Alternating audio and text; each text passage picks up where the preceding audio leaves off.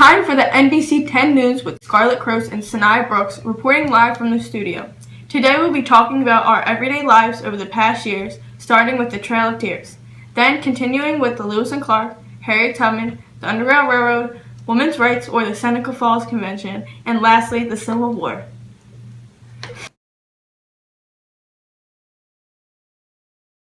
A few years ago, thousands of Native Americans traveled across the country on a journey which we have now established is called the Trail of Tears. Native Americans are being forced to leave their land and head west due to the Indian Removal Act, which was signed into law on May 28, 1830 by President Andrew Jackson.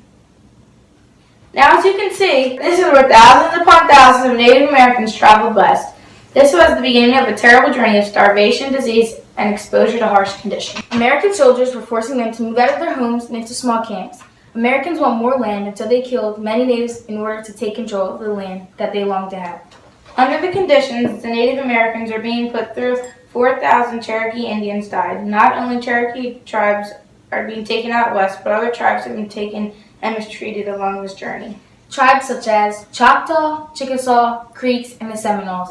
Who knows what the end result in this horrible course of action can lead to and how many more innocent Indians will die along this journey. 2 or 3 years ago, Lewis and Clark had their course of discovery expedition. They were set out west to observe the new land that they have just purchased by Napoleon. They set out the voyage in May of 1804 and returned in September of 1806. While Lewis and Clark were out on their voyage west, they discovered many types of plants and animals, as many as 178 plants and 122 animals. Lewis and Clark traveled through the Continental Divide to the Pacific coast. They started their voyage west to establish American presence in the territory before Britain did, and to find the water route across North America to find where the Missouri River started. Along their journey, they met an Indian woman named Sacagawea and attended the trip with them. She also helped them survive through their voyage. Without her, Lewis and Clark's journey, in my opinion, wouldn't have been as successful. Lewis and Clark spent 5 months in brutally cold weather at 45 degrees below zero. At this time, Jefferson was our president, and along the journey, Clark drew a map of the land that they traveled over for the president. In October of 1805, Lewis and Clark started downstream. When they were headed down, the rapids were so bad that many men drowned. Their journey ended in September of 1806. 3 years after the voyage, Meriwether Lewis took his life. Captain William Clark is still alive to this day, with 10 children, his firstborn named after Meriwether Lewis.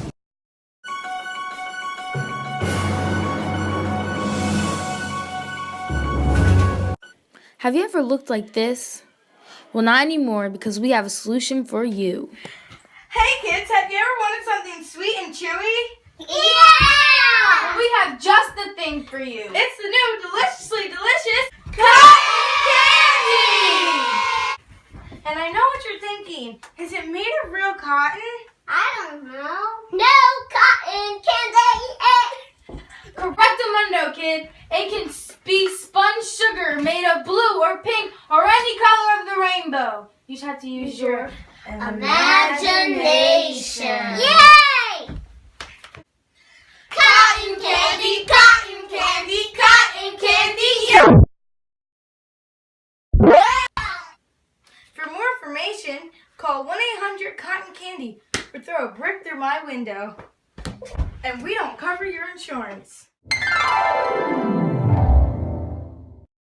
For any further information, please don't contact us. We don't have anything to do, no more refunds, and if you have any problems, please don't contact the 1-800-COTTON CANDY number. This is only fake.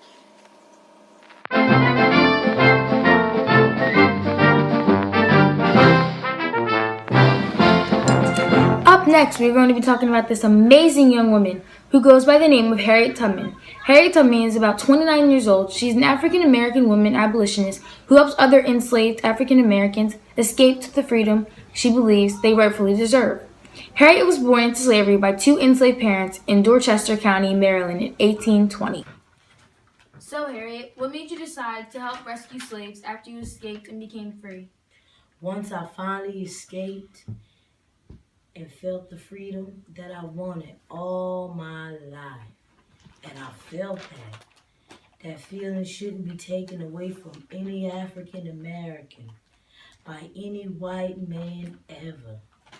So I made the life-threatening decision to return to Maryland and help as many slaves as I can escape and feel the same way I did once I crossed into Pennsylvania. That's amazing, and what you did is amazing. And I bet it was hard for you to continue to risk your life every time you went back to Maryland. But what was going through your mind when you risked your life and escaped to the north, even though you left your family behind? Well, when I left, I realized that I couldn't turn back. That my decision was made, that if I turned back, I would have been killed. So I decided to keep going. When I left my family behind, I knew that one day I would return to save them. And if I didn't, I knew that I would meet up again one day in the future. It was probably so hard to forget about your family, as well as your two brothers who were supposed to come with you to Pennsylvania, but end up going back. But tell me, how did you feel when you finally made it to freedom in Pennsylvania? Well, when I finally stepped in Pennsylvania, I knew right away that my life was changed, and in a good way. I felt that I was no longer imprisoned, that I could finally be myself. Even though I still felt scared, I felt relieved. I had reasoned this out in my mind. There was one of two things that I had a right to: liberty or death. If I could have one, I would have the other. I also knew that my journey wasn't over, that I wanted to help the others that were still enslaved, so that's what I did. I joined the Underground Railroad. Is there any more you wish you could have done to help more people? What is your advice to young people who want to make a difference? I freed 1,000 slaves. I could have freed 1,000 more, only if they knew they were slaves. And my advice to young people that want to make a difference is, every dream begins with a dreamer. Always remember, you have within you the strength, the patience, and the passion to reach the stars to change the world. 'Cause I know I've been changed. I'm free. Praise the Lord, I'm free. I'm no longer bound. No more chains holding me. My soul is resting. It's just a blessing. Our next story actually has a major connection with Harriet Tubman as well. The Underground Railroad is a network of secret routes and safe houses used by slaves to escape slavery, making them freedom. Many white people made an effort to help enslaved African Americans descend to free states and Canada. They risked their lives to hide enslaved African Americans in their homes or somewhere on their property, knowing that they could have been caught at any moment and they would all be killed.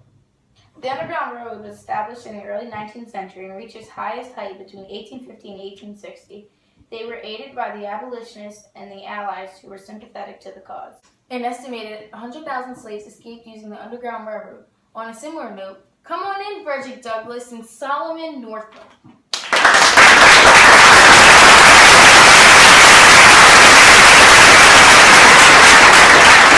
Hello, how are you guys today? Would you mind if we asked you a few questions relating to your past?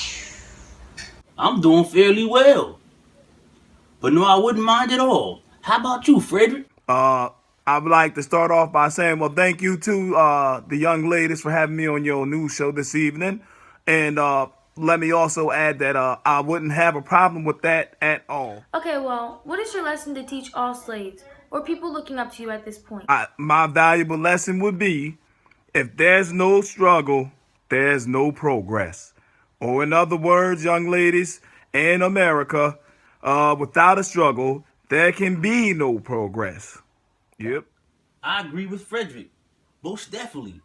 But my words would be, my soul belongs to God. I know I made that bargain long ago. he gave me hope, and when hope was gone, and then again, he gave me hope to journey on. With the experiences you two men have faced with white plantation owners and other white people as well, would you feel as though you have a sense of supremacism or racism towards Caucasian Americans? I personally feel like what they did to us African Americans, I could never forget or forgive some of the horrible things they did to us. But not every white man I've ever encountered wanted to hurt me physically or mentally.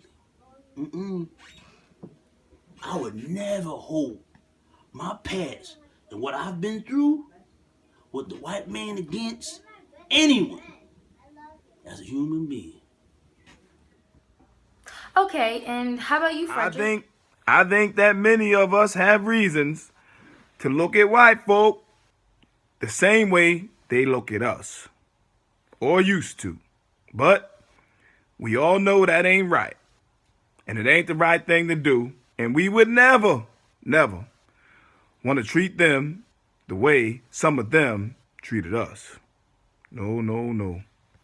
That's totally understandable. And I think this wraps up our interview with Mr. Solomon Northup and Mr. Frederick Douglass. Our last story has to do with Seneca Falls Convention and women's rights in America. The Seneca Falls Convention was the first women's rights convention and was held at Seneca Falls, New York.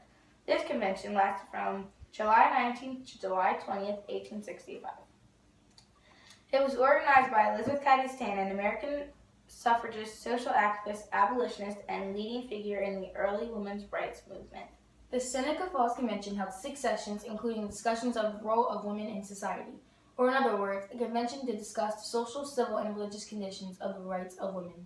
They planned the event during a visit to the area by Philadelphia-based Lucretia Mott. You know what? We're just going to keep it short and sweet. Peace, NBC News. We out.